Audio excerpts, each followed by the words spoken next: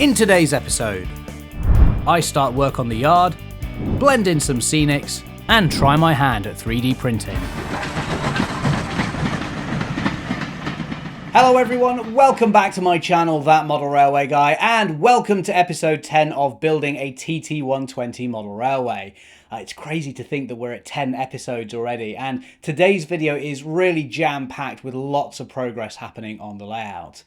First though, today's video has very kindly been sponsored by Specialist Aggregates. I've used some of their products in previous videos and they're going to play a pretty major role in today's episode as well. Like I said, there's a lot to cover in this video as I'll be tackling the scenics for the Goodsyard and also the area in front of the main station.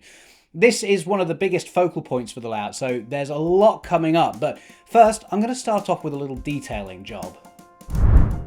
The countryside part of the layout was the first area I started with, and so naturally this has made the most progress. To help bed the landscape in, I've added a lot of clump foliage around the place to make it feel a bit more natural, and in the previous episode I also added some polyfibre, both up on the incline and around the edge of the field. One of the things I found with using polyfibre though, especially if you make your own like I do, is that the edges can look a little bit harsh, but luckily it's fairly easy to blend these in. All I'm going to do here is sprinkle some scatter over the join, and you can see this hides the edge of the fibres and makes the transition to the grass surface look a bit more seamless.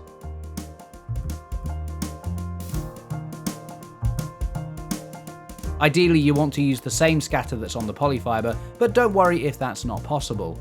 You can always just use a similar scatter and sprinkle a little over the rest of the polyfibre too, just to help the colours match.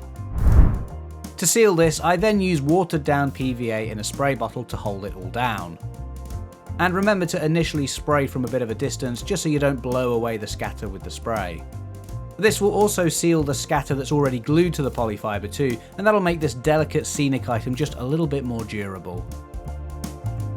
Meanwhile, up on the incline there's a few gaps where the surface is still showing, and so I can quickly cover these up with some foliage too.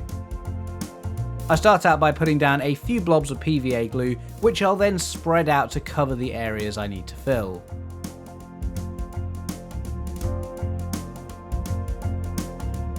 Then Woodland Scenic's clump foliage is added directly into the glue.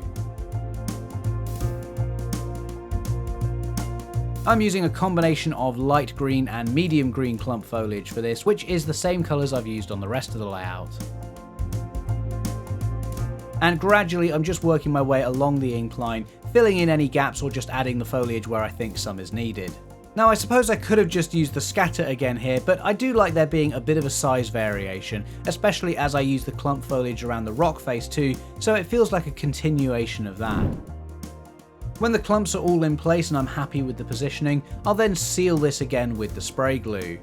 Technically this isn't necessary as the PVA will be more than adequate for holding the foliage in place, but it's a bit of a belt and braces approach. And because I've been asked about getting glue on the rails, you can just wipe this off while it's still wet with a tissue. Then once the glue is dry, I just go back over the rails with a standard track rubber to remove any of the dried residue. The road that runs around the edge of the field is going to need to cross over the line that runs through the middle of the layout. That means I'm going to need to build a level crossing, and I'm going to create the foundation of this using cork. This is actually the same 2mm cork I used to sit the track on, and after adding a small strip for the central section, I then add 2 pieces either side of the track for some support.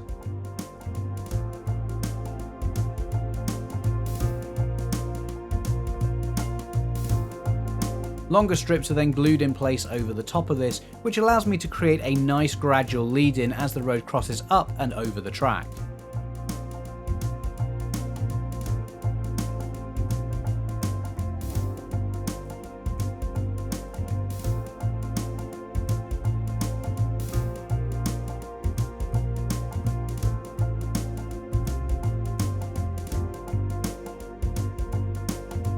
One thing I forgot to consider though was the clearance of the cork as the loco passes over the top.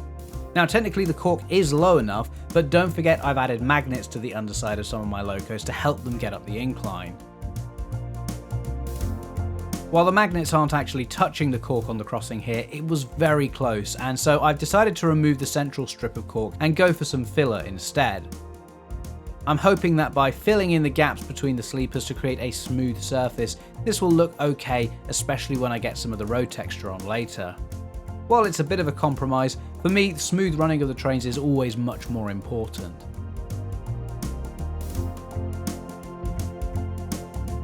I was actually planning to use filler anyway to blend in the cork and fill the gap to the outside of the rails, and you can see how this is starting to take shape now.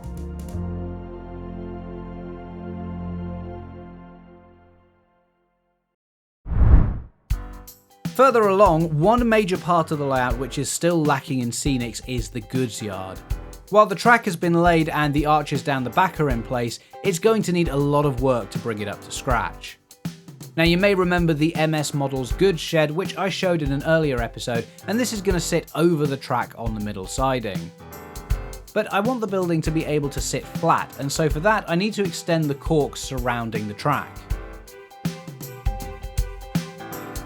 With the building out of the way, PVA glue is added to the area.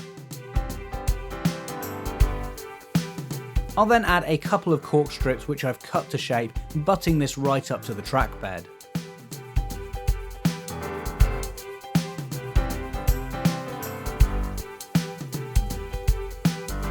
And with the cork in place, I'll now blend this in a little with some filler. This just removes the harsh step between the cork and the baseboard and makes the land in the Goodsyard feel a bit more natural. The whole area is then given a coat of grey paint as a base layer ready for the Scenics. Now this whole section won't just be one colour, it'll be a mixture of different surfaces and textures. So the grey here is just a nice neutral colour that will work as a base for pretty much anything. And because I know people will ask, I'm just using cheap acrylic poster paints here with a little black mixed into some white to get a nice grey colour. I'll take particular care around the level crossing as I don't want to flood this area with paint.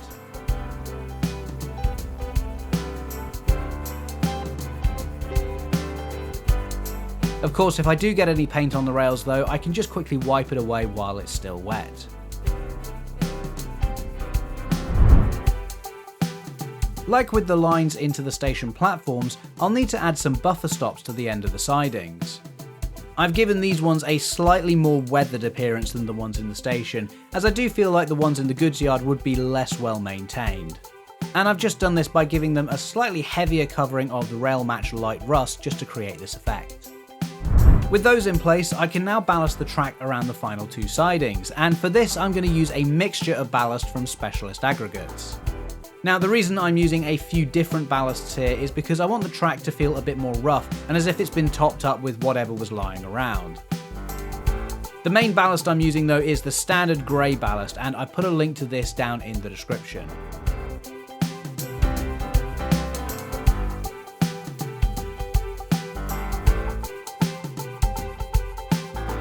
With the ballast down, I'll now glue this in place using the standard method, starting off by misting everything with water. Once it's all nicely wet, I'll then start adding my ballast glue using a syringe, and this is made up of 50% water, 50% PVA. A drop of washing up liquid in the mix will also help break down the surface tension, allowing the glue to spread through the ballast evenly without causing it to clump up. The ballast and glue is then left to dry overnight. Now, like I said, the ballast I was using on the track there is from Specialist Aggregates, who have loads of experience with supplying ballast and scenic textures for a whole range of uses, from film sets to even the European Space Agency. But they also have a huge wealth of knowledge when it comes to railways too, and so now they're putting that to use by offering their products for us railway modelers. For example, if you take a look on their website, truetoscale.co.uk, you'll see that the standard grey granite is typical of ballast sourced in Leicestershire that was used in London and then the south as well. Meanwhile, the brown and grey granite is closer to the ballast sourced from the LSWR quarry at Meldon in North Devon. As railway modelers, we do tend to want our layouts to have authenticity, and I think this is an area that has been often overlooked, so it's great that Specialist Aggregates are really stepping up to the plate. Additionally, they don't just do ballast, they've also got plenty of scenic scatters for road surfaces, dirt textures and pathways, and also wagon loads like coal and limestone.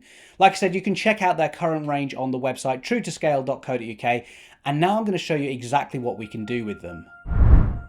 With the ballast now dry, I can start to crack on with some of the scenics for this yard area. I don't want the entire section to be one big yard though, so I'm going to add a fence down the middle to act as a boundary.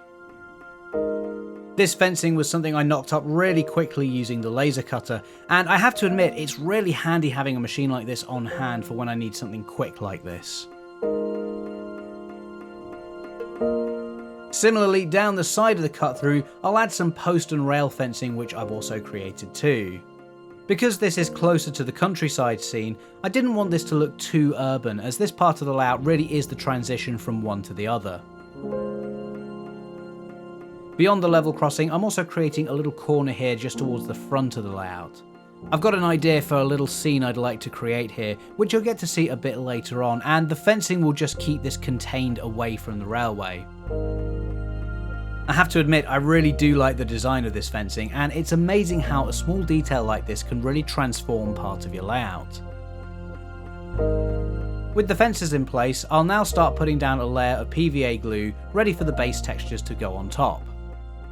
This initial layer will be a grimy compacted coal dust texture, and so I'm also going to add some glue around the track and even between the rails too. I'll then sprinkle the coal dust into the glue, covering the entire area, and you can really start to get an idea of what I'm going for. Don't forget, only the bottom level of this will actually stick to the PVA glue.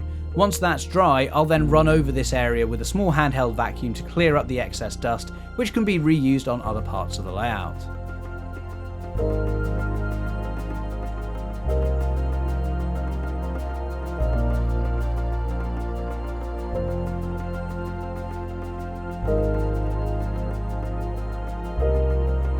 Around the fencing, I do the same, first adding a layer of PVA to the baseboard.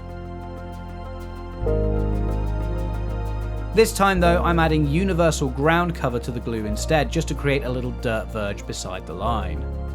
This might be my favourite of the new products from Specialist Aggregates, as I used to spend ages drying out and sifting dirt from the garden, which definitely got me some odd looks. In comparison, the universal ground cover is pretty much identical. In fact, I'd say it's actually a bit better, and it's so much more convenient to use. And you'll notice I've added this to the other side of the yard's boundary fence. Getting back to the yard surface, the coal dust looks great as an initial base layer, but it is a bit too uniform for my liking. To break this up a little, I'm going to mix in a few different scatters from Specialist Aggregates to bring some variation to both the texture and the colour. These are namely going to be the universal base texture and the universal ground cover again.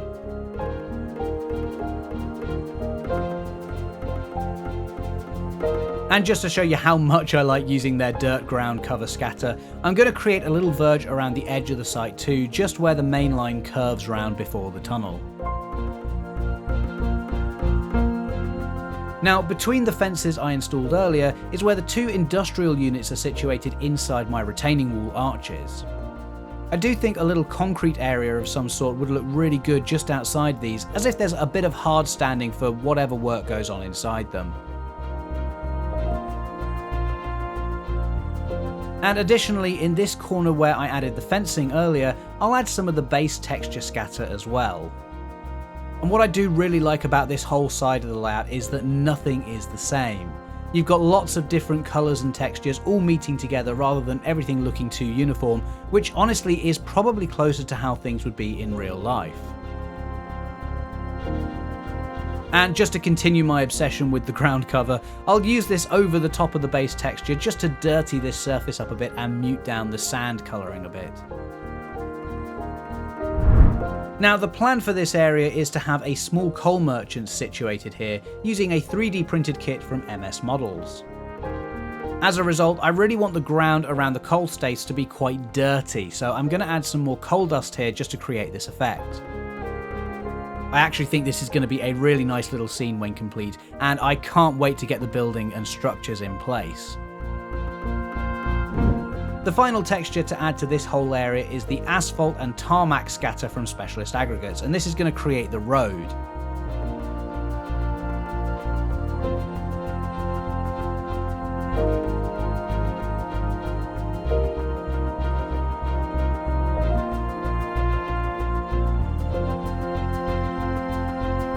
Generally, I like to add this texture last, as it gives the impression that the road surface was laid on top of all the other existing landscape, rather than the other way round.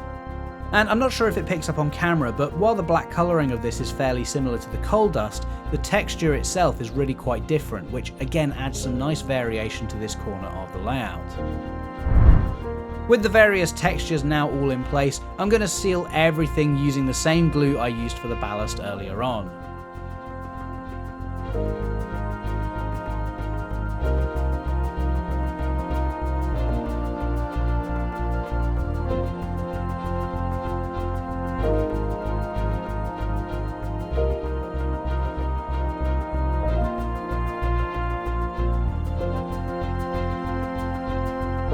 While the initial layers are all held by the PVA underneath, this glue mix will lock in all the additional scatters that I've layered up on top.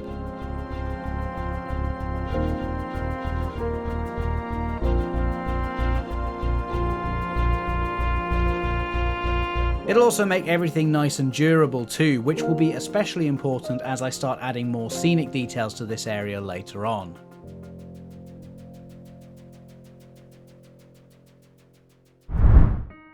Now, I did say I couldn't wait to create the little coal merchant scene, and so that's what I'm going to do next. I've got a little MS Models building which I'm going to position here with the door facing outwards. The staiths can then be glued in place beside this, ready to have some coal piled up inside them. I will admit the site is a bit cramped, but I actually quite like that. It's a bit like they were just desperate to have some space next to the railway and the goods yard where presumably they get their supply from. Like I said, the staiths do need to be filled with coal, and I'm initially going to build up the height just using some spare black ballast I have lying around. The size of the particles doesn't really matter here as this is all going to be covered, but as long as it's mostly black it'll blend in nicely. And you'll notice I'm not filling each section right up to the top. I expect the one nearest the entrance would be where most people get their coal from, so I've left that one slightly more empty. For the top layer, I'm then going to use coal from the Specialist Aggregates wagon load range. You can see this has a really subtle difference in colour and texture, which I think looks great and matches the look of coal really quite nicely.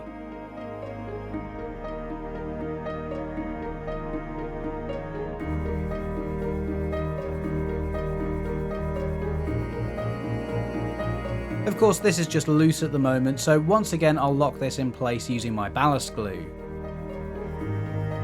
And this really does demonstrate how effective the washing up liquid in the mix is as the glue spreads through the coal.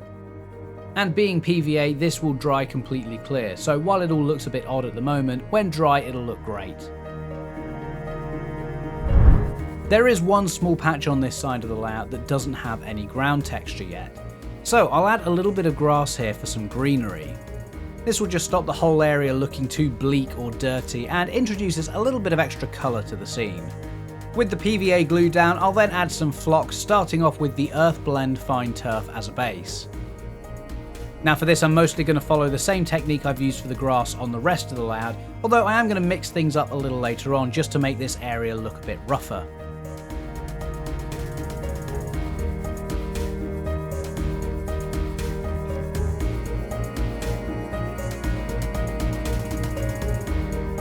The next layer to go on is the green fine turf, which I add using a sieve so that only the finer particles drop through to the surface.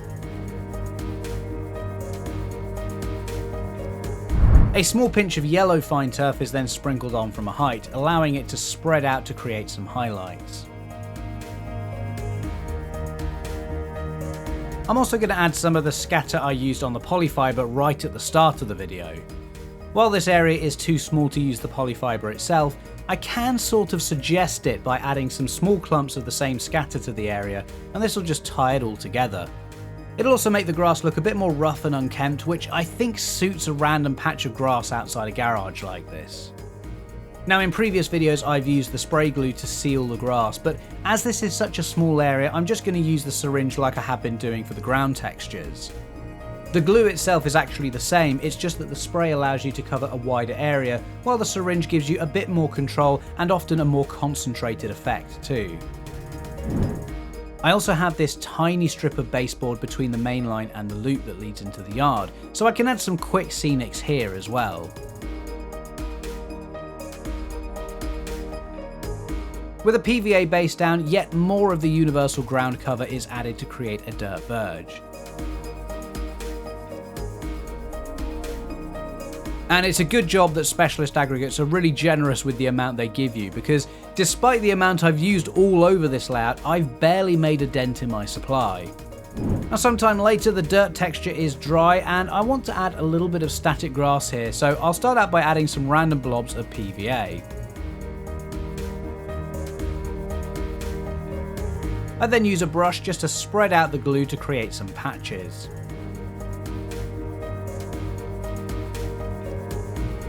Then a really quick layer of 2mm static grass is added over the top, and since I have the ground cover texture underneath, I don't need to worry about this being too patchy or thin. In fact, that would actually be a good thing. Once the static grass is on, I then use a handheld vacuum to clean up the excess, leaving only the grass that is stuck to the glue. And the great thing about using a small vacuum like this is that it makes it much easier to recover the excess grass for reuse elsewhere.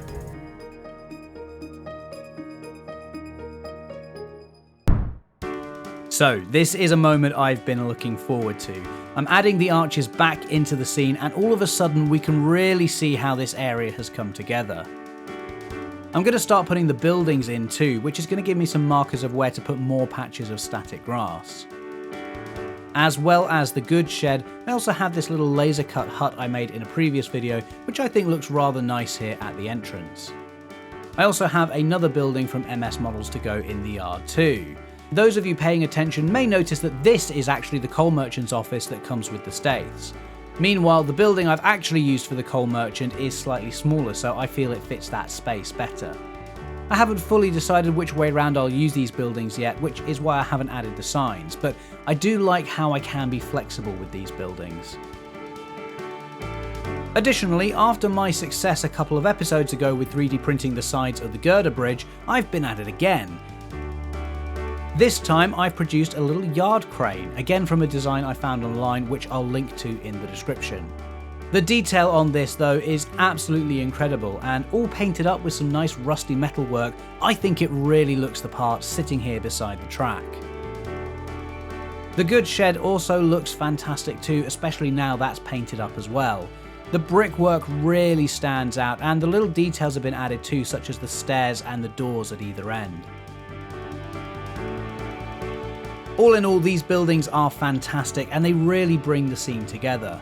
But what I want to do next is use them as markers to add a few more patches of grass. Once again, I'll be doing this with static grass, and I really do like the patchy effect I was able to create earlier on. As before, I'm adding glue all around the yard in little blobs, which I'll then spread out slightly using a brush to create the patches.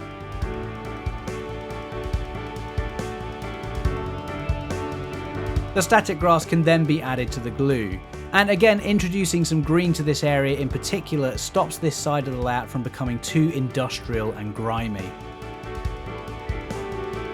It also does help lean into the rundown and untidy look that I'm going for, and it breaks up the large open space which could otherwise be a bit boring. I'm being careful when I add the static grass closer to the track, but I think this will help make the transition between the various surface textures feel a bit more natural. I'm also going to try adding some static grass to the patch outside of the garages, again just to make it feel more untidy, and it'll help tie all these different areas together. Now, I'm not entirely sure how this is going to turn out, so I am very much experimenting here. But at the end of the day, if it looks terrible, it's not the end of the world. I can always just do this little patch again. And I think the fencing beside the line here could do with some static grass too, as this is closer to the countryside scene, so a bit of green is definitely needed. What I do love about using static grass is that you can get great looking results really quite quickly, and especially in small isolated patches like this, it can add another level of detail to your layout.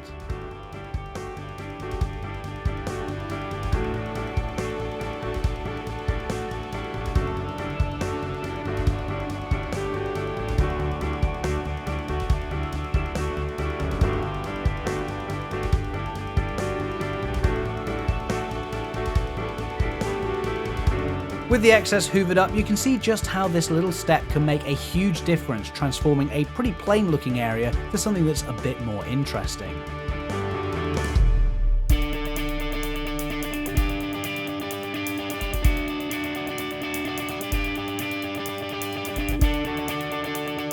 And so with that done, I think that's where I'll leave it for today. So let's get some trains running.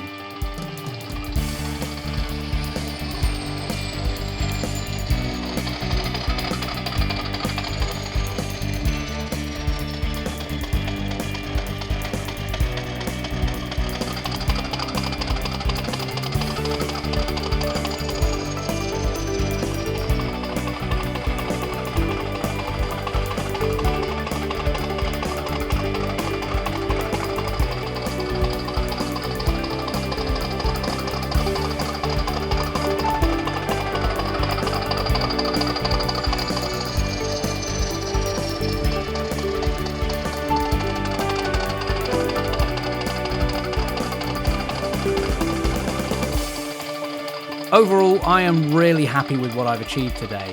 This was a pretty big area to cover, and now that it's done, the layout is definitely looking a lot more finished. Obviously, there's still plenty of finer detail to add, especially around the yard in particular, which admittedly is looking a bit empty at the moment.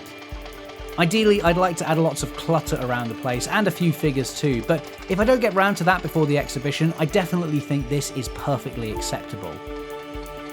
Speaking of the exhibition, by the time this video comes out we'll be into September, so the show is now just a few weeks away, which is really exciting.